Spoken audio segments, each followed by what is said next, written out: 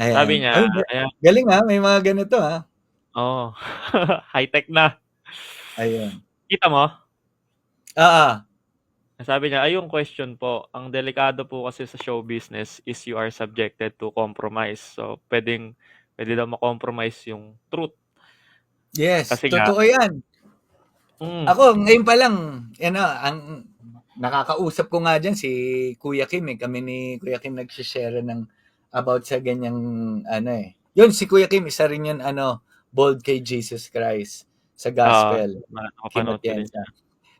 Kumbaga yung mundo namin parang Sodom and Gomorrah nga 'tong hindi sa kasi ibibigay sa'yo lahat ng worldly things, eh. Si Satan kaya niya ibigay sa'yo yung worldly things, eh. Kaya niya ibigay sa'yo lahat ng kailangan mo sa mundong 'to. Ang hindi lang niya kaya ibigay sa'yo eternal life, yung Iyon, salvation. Ngayon, puwede kang ibigyan ng fame, bigyan ng pera, kung ano man ang hilingin mo. Pero kapag na kay Lord ka na talaga, ako kasi to be honest, ah, dinetouch ko na yung sarili ko sa mundong ito in general. Hindi ibig sabihin wala na akong pakialam sa inyong lahat, dito sa mundong mm. ito. Ang ibig ko sabihin, ah, whatever happens, focus lang ako kay Jesus Christ. Kumbaga, mablessan man ako hindi, kasi alam ko siya naman yung provider ko, eh.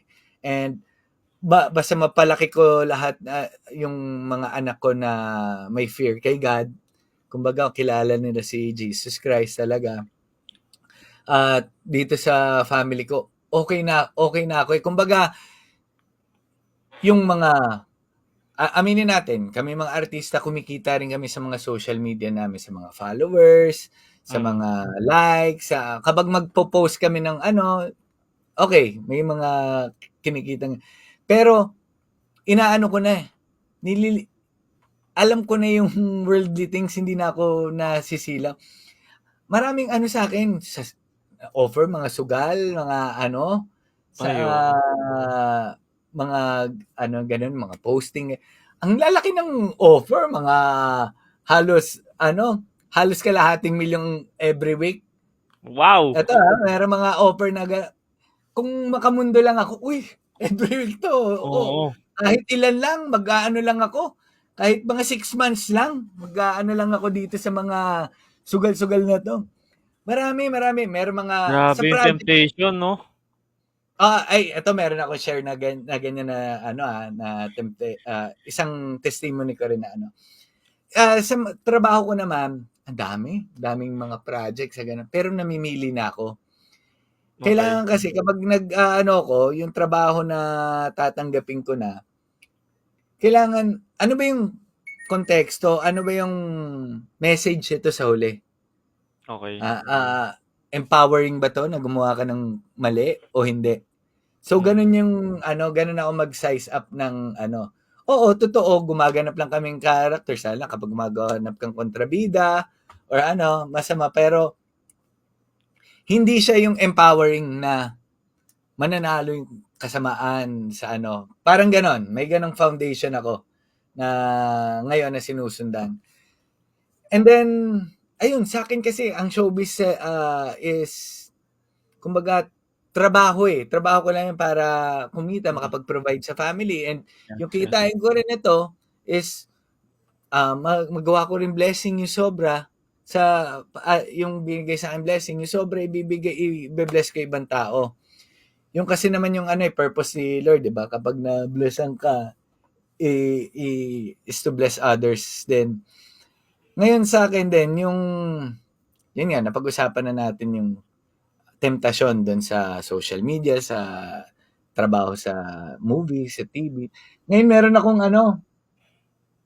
matawag dito, merong time nakita ko talaga kung paano yung si Taning, yung Oo, meron ako pinaka mahaba kong prayer na talagang taos-pusong nasa taping ako nun. Naglalakad ako gano'n, nagdadasal-dasal ako. Una, pray akong ganyan, Lord, ganyan, ganyan, ganyan. Talagang surrender na sarili, ganyan, ganyan. Sabi ko, Lord, kausapin mo naman ako. Right after sabihin ko yun, lumabas yung Bible app. Ting! Parang automatic. Ganun siya. Sumagot eh. Click mo na. Agad-agad, Do 'no? not pagka-click mo, do not conform to the pattern of this world, but the Ay, renewal of your... Grabe, sabi ko, ay parang kinakausap talaga ako ni Lord. Sabi ko ganyan. I-share ko nga to din sa kaibigan ko, kay Pastor Jeff Iliscupides, yung kaibigan ko ah, rin yun. Sabi ko, tatawagan ko siya, o kaya yung kung kanino mang Christian kong kaibigan, grabe yung, yung mag-share pa lang akong ganyan, tatawag pa lang, biglang may lalapit na lalaki. About sa politics yung usapan, parang may ah, ino-offer about do sa mga agriculture, sa basta sa politics, nakikita ka 10M annually, wow, pagkakatian, biglang ganun kagad yung mga offer, yung oo. business, tapos ako parang nakatingin ako, Lord, ito na ba ino-offeran kagad ako ng worldly 10,000,000 oo, grabe. milyon-milyon kaagad yung hinaharap sa akin. Hindi ako magpapaano diyan. Tapos parang merong, sabi ko, hindi, babalik ako sa focus sa'yo, Lord. Kaya sa'yo ko, Jesus. Punta ako sa phone ko. Tapos yung ko sa, sa Facebook, doon ako napunta. May mga notification. Parang meron mga nang babash, nang Oo, rarandom about do sa isa kong interview. Parang ganun-ganun. Ha? Sabi ko, talagang kaliwat kanan pagkatapos ako opera, atake hindi 'no? ako, oo, dito, nawawala yung fire eh. Sabi ko ganyan, Hmm, on fire ako ngayon eh. Kailangan makapag-share ako. Sino kaya ma-share ko? Nag-iisip ako, sino pa kaya gising ngayon? Sino matawagan ko?